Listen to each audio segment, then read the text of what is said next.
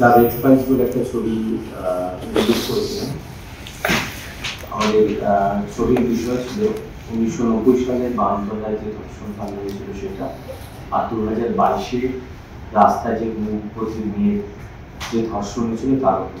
আমরা ছবিতে দেখাতে চেয়েছিলাম যে ধর্ষণ আদিকাল থেকে আজও ধর্ষণ হয়ে আসছে, এটাই আমাদের ছবির প্রধান বিষয় ছিল। আমরা কিছু বাস্তব ঘটনার উপর ভিত্তি করে ছবিটা তৈরি করেছি, কিন্তু আমরা 29 তারিখের পর আমরা দেখি ছবিটা যখন রিলিজ করি, আমরা কলকাতায় মাত্র 2টো হল পেয়েছি। তো প্রপার কলকাতা বেহালা একটা, প্রপার কলকাতা একটা হল, তাছাড়া আমরা কোনো সরকারি হল পাইনি। এবং আমাদের সাথে আরও যে বড় চেইন একটা বড়, সেটাও আমরা পাইনি। এবং কেন পাইনি তার উত্তর আমরা আজও জানি না। আজকে আমাদের 3rd উইকে পড়বে, আমাদের বিভিন্ন জায়গায় আউটসাইডে চলছে। কিন্তু কলকাতার আজকে সমস্যা হলো, যে মানুষটা কলকাতার ধরুন ভবানীপুরে থাকে বা যে মানুষটা গড়িয়ায় থাকে, সে মানুষটা কি আজকে রুগীতে গিয়ে ছবিটা দেখতে পারবে? সম্ভব কখনো। আমরা যে উদ্দেশ্য নিয়ে ছবিটা বানিয়েছিলাম, সেই উদ্দেশ্যটা আমাদের সফল হলো না। কারণ আমাদের উদ্দেশ্য শুধু ছবি বানানো ছিল না, আমরা দেখিয়েছিলাম সত্যটাকে। আমরা দেখিয়েছিলাম যে ধর্ষণ এবং ধর্ষণের পর কি হওয়া উচিত, তার কি শাস্তি তাদের পাওয়া উচিত, আমরা তার উপর সোচ্চার হয়েছিলাম। আমরা দাবি করেছিলাম ক্যাপিটাল পানিশমেন্টের, আমরা দাবি করেছিলাম ছবিতে প্রত্যেকটা মানুষের সাইকোমেট্রিক টেস্ট করানো উচিত। প্রত্যেকে বলছে আমাদের দর্শকের ভালোবাসি আমাদের কাছে বুঝিয়ে এই মুহূর্তে। আমরা জানি না 3rd উইকে কলকাতায় কোনটা দেখাতে পারবো, কটা হল পাবো, কোথায় পাবো। আমরা সবচেয়ে বড় যে আজকে নন্দন বলুন বা আজকে নজরুদ্দিন বলুন বা রাধা বলুন, তার একটা শ্রেণীর দর্শক সেখানে ছবি দেখতে যায়। আমরা সেই দর্শকটাই হারালাম ছবিটা থেকে। তার কোনো কারণ আমরা জানি না। আমাদের অভিযোগ একটাই, কোনো অভিযোগ বলতে একটাই, যে আমরা ছবিটা প্রপার ভাবে যাতে দেখাতে পারি।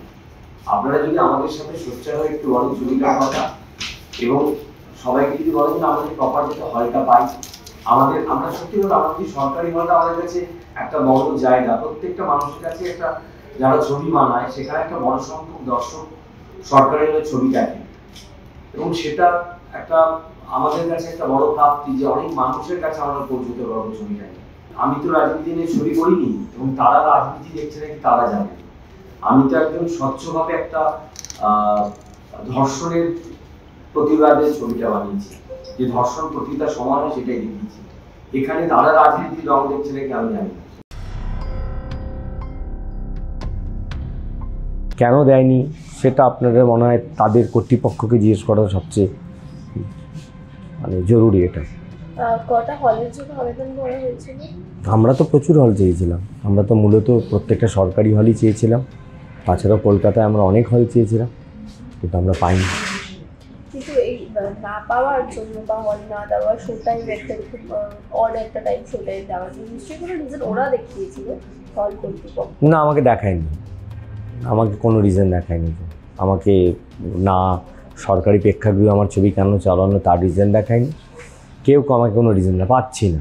কী পাচ্ছি না সেটা জানি না, কেন পাচ্ছি না। আর সবাই পাচ্ছে, আমরা পাচ্ছি না। জানি না কী কারণ আছে আমার ছবিতে। আমার ছবিটা সবাই দেখলেই বুঝতে পারবে যে ছবিতে আমি কী এমন কিছু আমি ভয়ানক কিছু দেখিয়েছি তার জন্য হল দেওয়া যাবে না বা হল পাবো না। আপনার কোনো ধারণা রয়েছে যে ব্যক্তিগত ভাব থেকে কেন? না, আমার ব্যক্তিগত, এটা তো ব্যক্তিগত কোনো আঁকড়া। আমি কারোর সাথে ব্যক্তিগত ব্যাপার নেই। আমি একটা সমাজের ব্যাধিকে তুলে ধরেছি। আমার ধারণা বলছে আমি সমাজের একটা ব্যাধিকে তুলে ধরার চেষ্টা করেছি। এখানে যদি কারো যদি গায়ে কিছু ব্যক্তিগতভাবে লাগে, আমি তো কোনো পার্টির হয়ে ছবিটা করিনি, আমি কোনো রাজনীতির রঙের ছত্রছায়া থেকে ছবিটা বানাইনি। আমি ছবিটা বানিয়েছি একটা স্বতন্ত্রভাবে। আমি ছবিটা বানিয়েছি একটা ধর্ষণের উপর। ধর্ষণ আজকে না, ধর্ষণ আদিকাল থেকে হয়ে আসছে। শুনে আমার ছবি বেশি ধর্ষণ। এখানে যদি কারো গায়ে লাগে, সেটাকে যদি কেউ রাজনৈতিক রং দেয়, সেটা হচ্ছে তাদের তাদের ভাবনার অক্ষমতা, এটাই বলতে পারি। তারা ভাবুন, ভালো করে ছবিটা দেখুন, তারা প্রপারভাবে জাস্টিস দিন। আমি একটা তারা ভালো করে ছবিটা আরও 10 বার রিভিউ করে দেখুন। প্রত্যেকের একটা করে রিভিউ কমিটি আছে, তারা ভালো করে রিভিউ দেখুক। আমাকে তার বলে দেখ আমার ছবি আপ টু ডেট না মার্ক না, এটাও বলে দেখ, আমি মেনে নেব। আমার পাবলিক তো তা বলছে না আমার ছবি আপ টু ডেট মার্ক না, আপনারাও জানেন আমার ছবির ভালো রিভিউ ভালো, আমার ছবির প্রত্যেকে বলেছে আমাদের ছবি ভালো হয়েছে। পাবলিকের ওপর তো কিছু হতো না, পাবলিক বলেছে এরকম ছবি হওয়া দরকার। তো এই জায়গাটাই আমাদের আক্ষেপ। আমরা আজকে জানি না থার্ড উইকে আমরা কী করব। আমরা ছবিটা সাধারণ মানুষের কাছে, আমরা মানুষের কাছে পৌঁছতে পারছি না ছবিটাকে। এই জন্যই আজকের এই আমাদের সবাই মিলে আমরা সোচ্চার হয়েছি, আমরা এসেছি যাতে এটার উপরে যাতে একটু আলোকপাত করেন তারা। কারণ আমরা তো খুব নগণ্য, আমরা অনেক কিছু ঘটে গেলেও আমাদের কারোর দিকে কোনো কিছু হয় না। সেই জায়গাটা থেকে আমাদের মাধ্যম তো আপনারাই, মানে আপনারা যদি আমাদের হয়ে 5টা কথা বলেন বা সেই জায়গাটা পৌঁছেন, হয়তো তাদের কানে একটু যাবে, ছবিটা নিয়ে হয়তো ভাবনায় হবে, মানে সেই জন্য যদি আমরা কিছু ছবিটা পাই, আমাদের একটাই উদ্দেশ্য সাধারণ মানুষের ছবিটা দেখুন। প্রথম ছবি সারতে বলতে গেলে মুখ্য চরিত্রে দেখা যাচ্ছে, সেই ছবি জুড়ে অনেক এক্সপেকটেশন নিশ্চয়ই ছিল এবং দর্শকের কাছে পৌঁছে যাওয়ার একটা ধারণা ছিল। সেক্ষেত্রে এটা হচ্ছে না, কিছুটা অনেকটাই হচ্ছে না, কিছুটা বলা ভুল হবে। কি বলবে আগে তুমি, তোমার নিজের কাছে নিশ্চয়ই খুব খারাপ লাগার বিষয়টা? হ্যাঁ, অফকোর্স খারাপ লাগার বিষয়, কারণ একটা ছবি করতে গেলে তো আমাদের প্রত্যেকটা মানুষেরই প্রচুর ইনপুট দিতে হয়। আর দীর্ঘদিন ধরে আমরা সেই ইনপুটটা দিয়েছি, চেষ্টা করেছি ছবিটা যাতে ভালো হয়, আমাদের পারফরমেন্স যাতে ভালো হয়, এরকম একটা উন্নত মানের একটা গল্প যেখানে সত্যি ঘটনা অবলম্বনে বেশ কিছু ইন্সপিরেশন নিয়ে আমাদের ডিরেক্টর উনি লিখেছেন গল্পটি। তো সেই জায়গায় এরকম একটা বড় চরিত্র যখন আমার দায়ভার দেওয়া হয়েছিল আমাকে, তো ভেবেছিলাম দায়ভারটা ভালোভাবে হয়তো এক্সিকিউট করব, কিন্তু সেই দায়ভারটা এক্সিকিউট করতে পেরেছি কিনা সেটা তো দর্শক বলবে। সেই দর্শক কোথায় যাবে দেখতে? সারা কলকাতায় 2টো হল পেয়েছি আমরা, প্রপার কলকাতায় 2টো হল পেয়েছি, এক হচ্ছে সিনেপলিস অ্যাক্রোপলিস মল, আর এক হচ্ছে অজন্তা। তো মানুষ যদি তাদের বাড়ির সামনের হলগুলোতে গিয়ে আমাদের ছবিটা দেখতেই না পায়, তাহলে তারা তাদের রিভিউ দেবে কী করে? আমি তো আমার শুধু বাবা কাকা বা আমার রিলেটিভদের দিয়ে তো আমার অভিনয়ের মূল্যায়ন করাতে পারি না, কারণ তারা তো ভালোই বলবে যাই হয়ে থাকুক। তো জেনারেল পাবলিক যারা সিনেমা ভালোবাসে, যারা সিনেমার দর্শক আমাদের, তারা যদি তাদের নিকটবর্তী প্রেক্ষাপটে গিয়ে ছবিটা নাই দেখতে পেলো, তাহলে আর তারা কী করে জানাবে? আমরা যারা নতুন কাজ করছি, আমরা অনুপ্রেরণাটা পাবো কোথা থেকে? একটা হল চলছে এখন, একটা হলে চলছে রেড ফাইলস, কিন্তু প্রিমিয়ারের দিনকেও দর্শকের রিয়াকশন খুব ভালো ছিল। তো তুমি এমন কিছু রিয়াকশন যদি বলো যে কি শুনছো বা তারা কেমন লাগে? প্রথমত আমাদের গল্পকে ভীষণভাবে অ্যাপ্রিসিয়েট করেছে যারাই আমাদের প্রিমিয়ারের দিন ছবিটা দেখেছে। তাদের প্রত্যেকের মানে মতামত ছিল যে ছবিটা একটা বার্তা দেওয়ার চেষ্টা করেছে এবং সাকসেসফুলি দিতে পেরেছে। তো এই বার্তাটা যেটা আমরা দিয়েছি সেটা তো সাধারণ মানুষের জন্য, বা সেই সাধারণ মানুষ তারা গিয়ে যদি তাদের হলে সিনেমাটাই না দেখতে পেলো, তাহলে বার্তাটা আমরা কাদের কাছে পৌঁছাবো? আমাদের নিজেদের, আমরা তো জানি, আমরা তো কাজ করেছি, আমাদের কাছে তো গল্পটা জানা, এবং যারা প্রিমিয়ারে এসেছিলো তারাও তো আমাদের কিছু না হলেও কোনো না কোনোভাবে জানাশোনা মানুষই, কিন্তু আমরা তো জেনারেল অডিয়েন্সের কাছে পৌঁছাতে পারছি না যদি আমাদের হল না দেওয়া হয়। আমাদের যদি শুনলাম সরকারি একটাও হল পাইনি, কেন পাইনি আমি সে কারণ জানি না।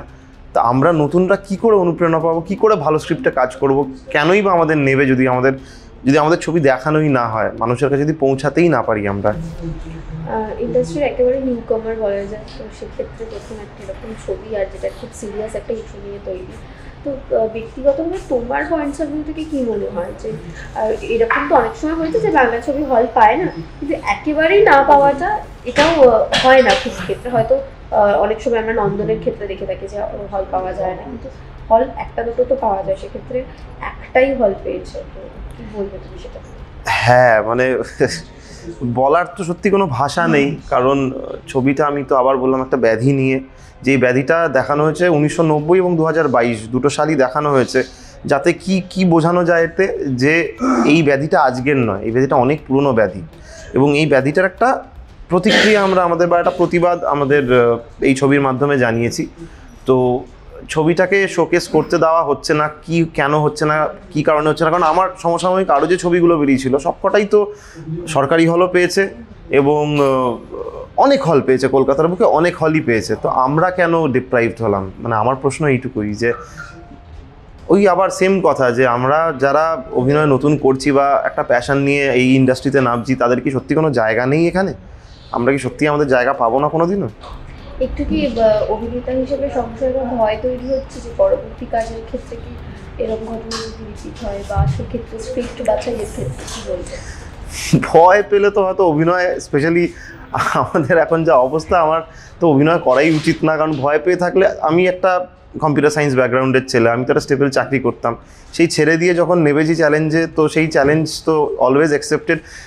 আমার সবথেকে আর কি বেশি ভালো লেগেছিল স্ক্রিপ্টটা পড়ে, যে এইরকম একটা চ্যালেঞ্জ আমাকে দিয়েছে একজন, আমাকে যোগ্য মনে করেছি এই চ্যালেঞ্জটা দেওয়ার জন্য। এটার জন্য আমি আমাদের প্রযোজক এবং ডিরেক্টর দুজনকেই অশেষ ধন্যবাদ যে আমাকে এই সুযোগটা দিয়েছে। কিন্তু ওই আবার একটাই প্রশ্ন, যে মানুষের কাছে পৌঁছানোটা খুব ইম্পর্টেন্ট, কারণ তাহলেও তাদের যে এই পিস অফ আর্ট সেটাও আর কি লোকের কাছে পৌঁছায় এবং লোকজন জানাতে পারে যে এইটা আদৌ আমরা ঠিক করেছি না ভুল করেছি।